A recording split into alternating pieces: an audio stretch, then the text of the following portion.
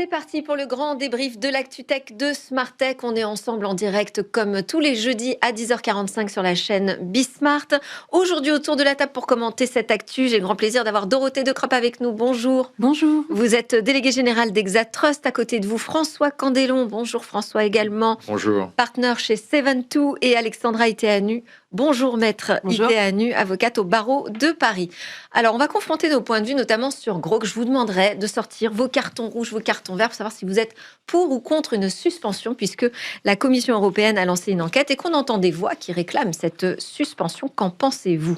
On va aussi parler de la Chine, qui aurait demandé à ses entreprises de ne plus utiliser de logiciels de cybersécurité occidentaux, en particulier américains et israéliens. C'est une source Reuters qui devrait ou non nous inspirer, nous, Union européenne. Je vous demanderai là aussi votre avis. Mais on commence avec, comment ne pas en parler, cette loi qui a été adoptée en première lecture avec une large majorité sur l'interdiction des réseaux sociaux au moins de 15 ans. Alors, est-ce que c'est le satisfecit total ? Pour lancer cette discussion, nous sommes connectés avec Florent Souillot. Bonjour Florent. Bonjour. Vous êtes le cofondateur et le président de l'association Lève les yeux, qui est membre du collectif Attention, aux côtés de 10 autres associations. Vous êtes aussi co-auteur avec Yves-Marie de La Guerre de l'Attention, qui est paru aux éditions de L'Échappée. Alors, ce collectif Attention, il a mené une opération le week-end dernier, samedi, je crois précisément, les 4e assises de l'attention. Et j'imagine que votre sujet principal, c'était cette loi sur les réseaux sociaux ? C'était un des sujets, c'était pas le principal, on en a évidemment parlé, mais il y en avait plusieurs. On parlait pas mal des villes, notamment. On a des choses qu'on propose au niveau des villes pour les prochaines élections municipales. Donc le thème, c'était surexposition aux écrans, que peuvent les villes. Et effectivement, on a parlé de cette loi qui, à l'époque, allait être débattue à l'Assemblée. Elle l'a été lundi. Quand vous dites les villes, c'est-à-dire vous vous adressez à qui ? Les décideurs publics locaux, les mairies, les élus ? Exactement. Là, c'est les candidats aux élections municipales de 2026. On a une charte qui s'appelle Plus d'humains, moins d'écran, qu'on leur propose dans toute la France. Donc, il y a déjà pas mal de candidats qui ont signé. Tout est disponible en ligne sur le site du collectif. Et ce sont des mesures qu'on peut prendre localement, puisque à l'échelle nationale ou européenne, c'est des choses sur lesquelles on a parfois du mal à agir rapidement. Oui, ça c'est certain. Est-ce que vous êtes totalement satisfait là, de ce vote à l'Assemblée nationale ? On est... En partie, c'est-à-dire que nous, on est pour cette loi, on a travaillé, ça fait plus de 10 ans qu'on est des associations qui sont engagées sur ces questions et qu'on alerte sur les problèmes de la surexposition aux écrans, des réseaux sociaux, des smartphones, de l'IA. Pourquoi vous dites en partie alors ? En partie parce que, alors ça va dans le bon sens, mais on est persuadé, on le sait déjà, que ce ne sera pas suffisant. De toute façon, une loi ne va pas résoudre tous les problèmes d'un coup, par un coup de baguette magique. Donc, c'est une vraie bascule néanmoins, donc il faut le saluer. C'était pas évident il y a quelques mois encore. Il y a quand même eu un revirement politique assez radical de notre président sur le sujet. Donc on le salue, on les félicite et on estime que maintenant il va falloir être attentif à la fois aux conditions d'application de cette loi et au fait que par définition elle ne sera pas suffisante parce que elle sera évidemment contournable, elle réglera pas tout. Mais néanmoins c'est une loi très importante, c'est une loi qu'on appelle éducationnelle, c'est-à-dire que c'est une loi symbolique qui parle aux familles et aux parents, qui va redonner de l'air aux adolescents qui souffrent aujourd'hui et qui va remettre de la cohérence sur ces questions.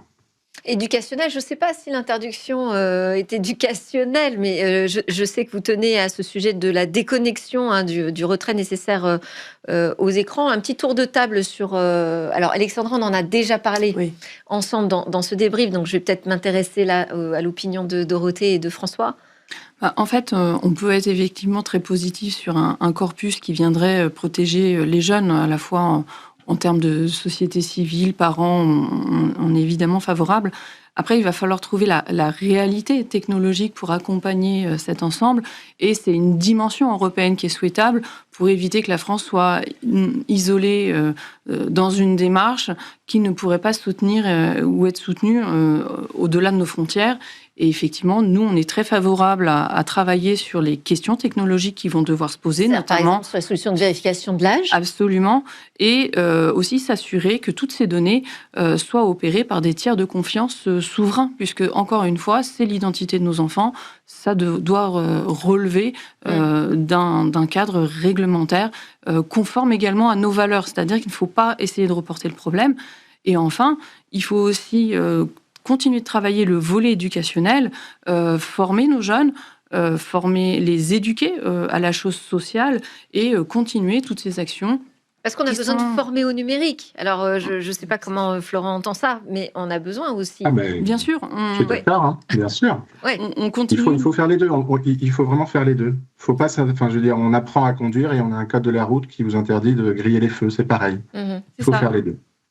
Mais j'aime beaucoup ce qu'a dit Dorothée. Parce en Chine, en fait, ils ont depuis 2021 mis en place ce type d'approche. Alors, on avait même imaginé reprendre l'idée du couvre-feu en Chine. C'était quand même un petit peu... Oui, alors c'est de 6h à 22h, c'est 40 minutes. Et c'est avec du contenu éducationnel. Et moi, j'aime bien ce que dit Tristan Harris du Center for Human Technologies quand il dit, en fait, il y a 2 TikTok, c'est les épinards en Chine et c'est l'opium dans le reste du monde. Mais ça a un coût qui est par rapport, et je suis tout à fait d'accord avec la question des valeurs, puisque le prix à payer, entre guillemets, c'est regarder effectivement l'identification des individus. Donc, il y a une base de données de reconnaissance faciale. On va sur les sites uniquement avec son identité réelle. Donc, il y a tous ces éléments-là. Et donc, c'est vraiment une question de valeur que l'on peut avoir. Ouais, et Dorothée, d'ailleurs, je voulais vous faire réagir là-dessus parce que ça pose des questions de cybersécurité. La vérification de l'âge, beaucoup de personnes, à juste titre, sont inquiets de l'ensemble des internautes va devoir s'identifier à chaque fois sur ces plateformes. Alors effectivement, on a avec des données ultra sensibles. On a effectivement des questions d'identité. On parle effectivement des wallets européens et il y a déjà aujourd'hui, on utilise tous les jours des systèmes de reconnaissance de notre identité, même pour nos démarches de type service administratif. C'est pour ça qu'il ne faut pas que ce soit les plateformes qui opèrent, mais il faut réellement qu'il y ait un encadrement, une norme européenne opérée par des acteurs qui finalement relèvent des institutionnels pour pouvoir justement opérer et pourquoi pas faire des passerelles utiles avec d'autres systèmes qui font l'objet de notre quotidien pour s'assurer que nos identités sont gérées par des tiers de confiance respectant nos valeurs et avec le cadre de protection de cybersécurité adapté. Donc, il faut réellement sortir la question de l'opération. Failles, toutes les données personnelles qui fuitent partout, tout le temps. Bien sûr. Bien sûr. Alors, c'est un autre sujet, c'est le side effect, effectivement, qu'on va devoir gérer avec cette question-là. Après, sur la protection aussi sur les plateformes, il faut aussi probablement, Maître Iteanu reviendra peut-être dessus, mais ne pas avoir peur d'appliquer le DSA et le DMA et de faire aussi le levier sur les plateformes. On est en train aussi d'essayer de trouver des voies de contournement parce que les plateformes deviennent le Far West. On se doit aussi d'imposer ce numérique à nos valeurs et de faire enlever tous ces contenus qui sont litigieux et qui, dans le droit courant, dans le droit constant, ne pourraient pas être dits dans la rue sans aucune conséquence. Totalement. Alexandra. C'est exactement le slogan de la commission sur le DSA. Ce qui est illégal en ligne devrait l'être aussi hors ligne. Enfin, hors ligne devrait l'être en ligne. Et je veux juste revenir sur la question de la vérification d'identité. Oui, mais ce qu'on a le droit de faire, je ne sais plus qui m'a dit ça encore hier, et c'est vrai, parce que moi, ce parallèle, il me gêne.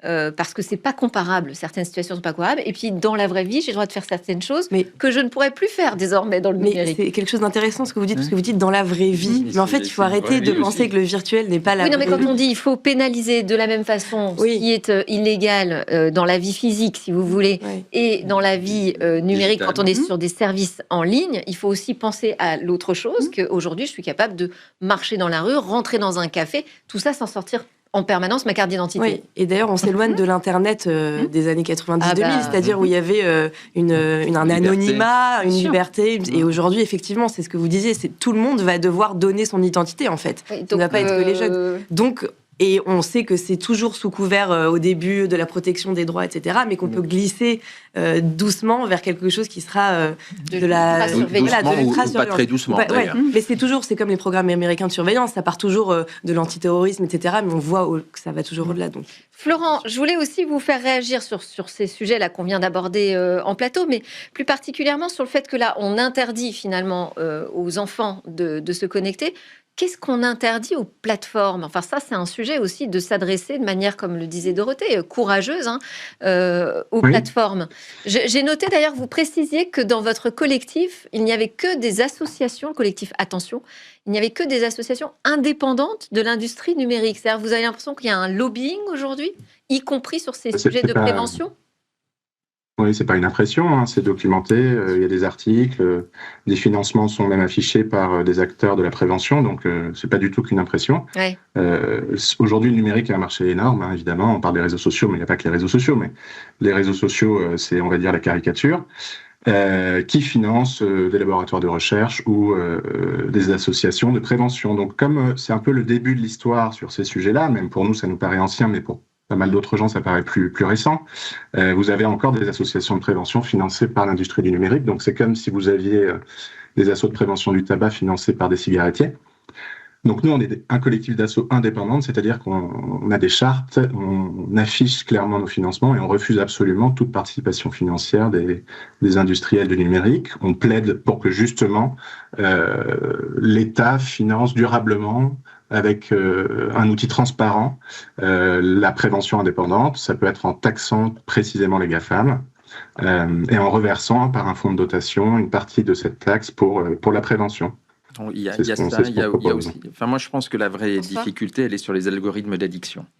Et que ce qu'il faudrait effectivement pousser, c'est probablement s'assurer. Et alors après, il y a la question de l'identification des individus. Comment est-ce qu'on enlève ces algorithmes d'addiction? Je disais, l'opium par rapport... On pourrait les interdire si on décide que on pourrait les interdire, mais en tout cas, au moins pour les jeunes. Et avoir une transparence sur les algorithmes. Oui, une transparence sur les algorithmes. Ça fonctionne. Le sujet. Oui, complètement. Le gros sujet. Merci beaucoup, Florence Souillot, d'avoir été avec nous. Je rappelle que vous êtes le cofondateur et le président de l'association Lève les yeux, membre du collectif Attention. Merci d'avoir été avec nous pour ouvrir ce débrief.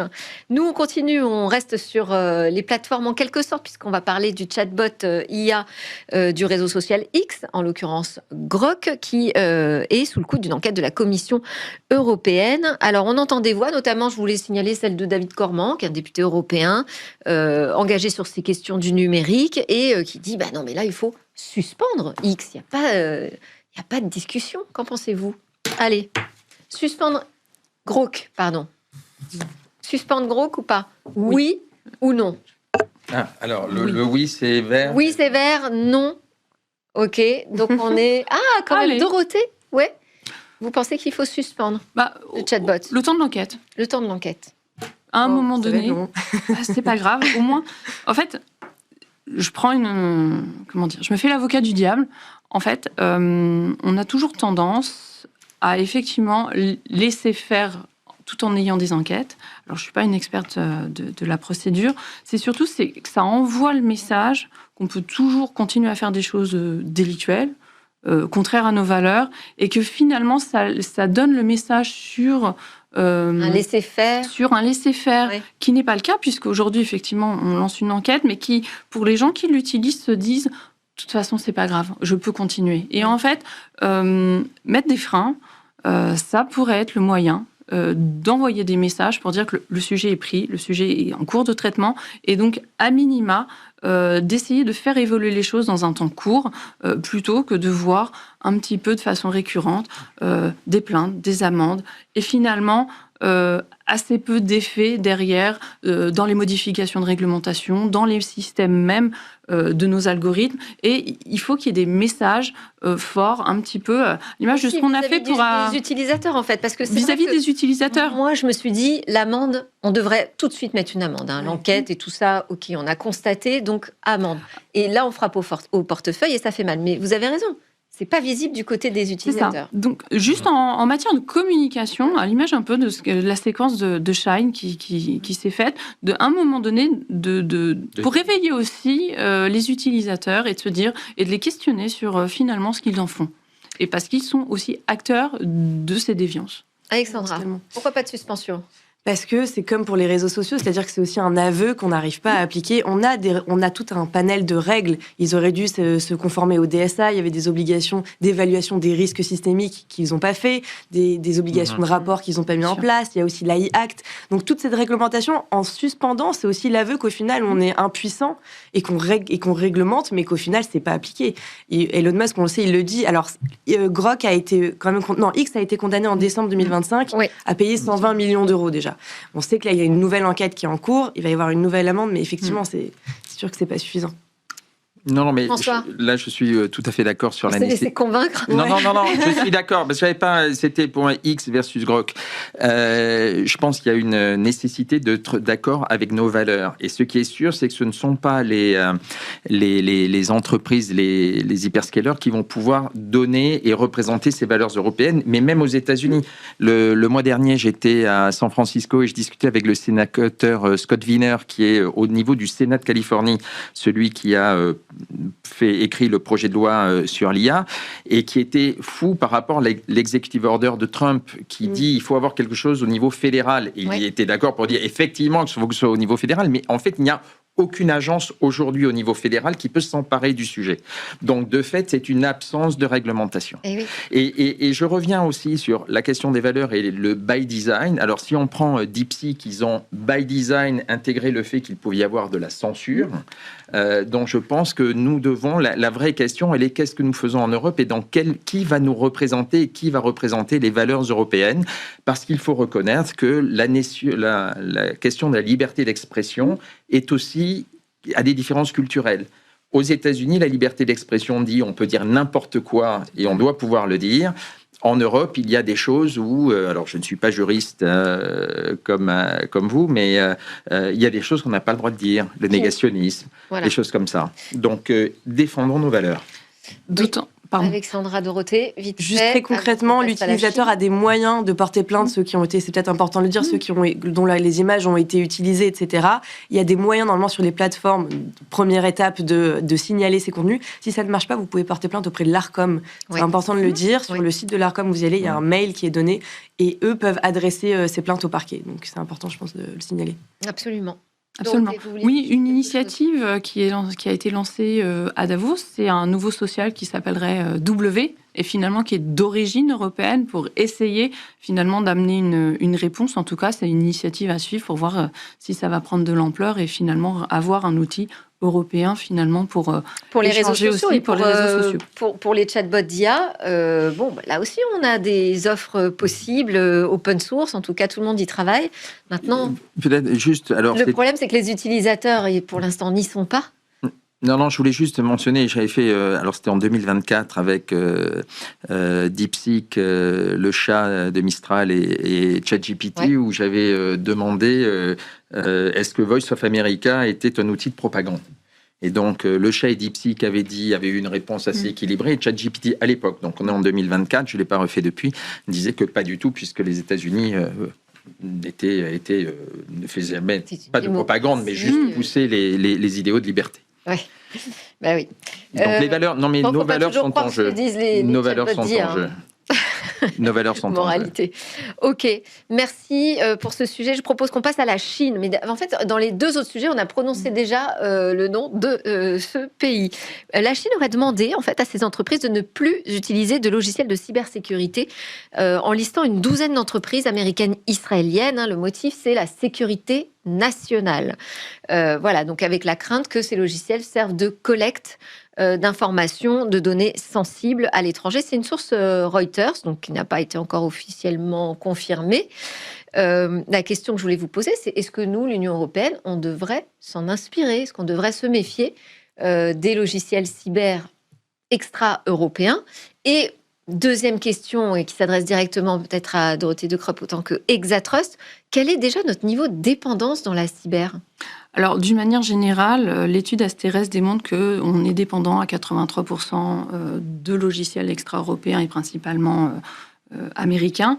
Donc, parce qu'on connaît le taux de dépendance dans le cloud, on n'en parle pas souvent, je trouve, dans la cybersécurité. Alors, dans la cyber, Je pense que l'étude Asterès a aussi fait justement relève sur le logiciel professionnel. Donc, alors est-ce qu'on peut aller plus précisément sur la cybersécurité? Sur la cyber, j'ai pas le chiffre. On n'a pas Il y a un rapport de la Cour des comptes de septembre 2025 sur la souveraineté appliquée au système d'information de l'État, qui est très complet sur ces sujets-là et qui explique que notre dépendance, elle n'est pas que sur le software, mais elle est aussi sur le hardware, en grande partie, et qui liste tous les fournisseurs.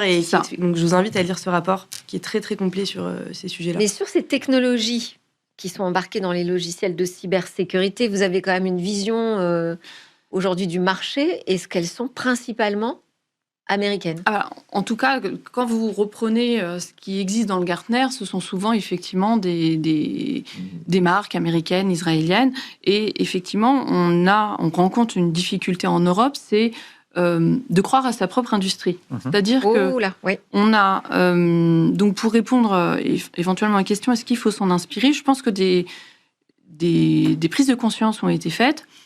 On parle beaucoup de souveraineté en France.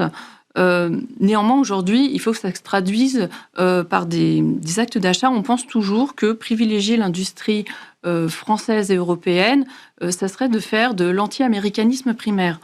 Au contraire, promouvoir sa propre industrie sur laquelle l'État finance des projets, l'État met beaucoup d'argent, c'est plutôt se créer des leviers de croissance, se créer des leviers de confiance, puisqu'effectivement, derrière, entre la gestion des grands éditeurs de cybersécurité, la gestion des données qui passent par ces systèmes, et donc avec, après, la question de l'extraterritorialité du cloud, enfin des données qui pourraient être gérées dans ces pays, il y a toute une chaîne de valeur effectivement à promouvoir en France et en Europe.